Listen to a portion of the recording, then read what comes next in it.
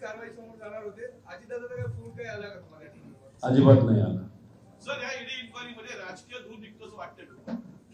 लोकांना असं वाटतं माझ्यावर जी काही कारवाई झाली नाही तर मला जे काही विचारले तिथं मी सहकार्य केलेलं आहे. अधिकाऱ्यांचं याच्यामध्ये कधीही काही नसतं.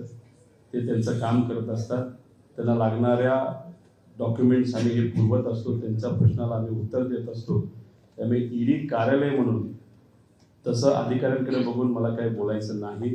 पण सामान्य लोकांना तुम्ही विचारलं तर त्यांना दूरच दूर हा दिसतोय. खास करून इलेक्शन जवळ आल्यानंतर तो जास्तच प्रामुख्याने जाणवायला लागलाय.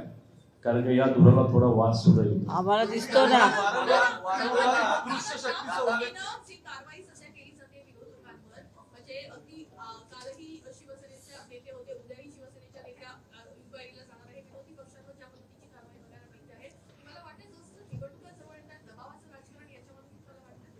आता ओरिसामध्ये कारवाई चालू आहे, तमिळनाडूला चालू आहे, महाराष्ट्रामध्ये चालू आहे. पुढच्या काही महिन्यांमध्ये इलेक्शन सुद्धा आहे आणि महाराष्ट्र विधानसभेचं इलेक्शन सुद्धा आहे. त्यामुळे वाटायचं काय, काही प्रमाणात लोकांनाच वाटायला लागले की कारवाई इलेक्शनच्या आसपास या केल्या जातात.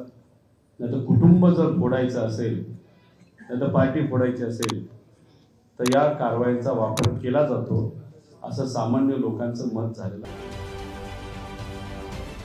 राजकारणातील प्रत्येक अचूक बातमीचे सर्वात आधी अपडेट्स मिळवण्यासाठी सरकारनामाच्या सर्व सोशल मीडिया प्लॅटफॉर्मला लाईक, फॉलो आणि सबस्क्राईब करा.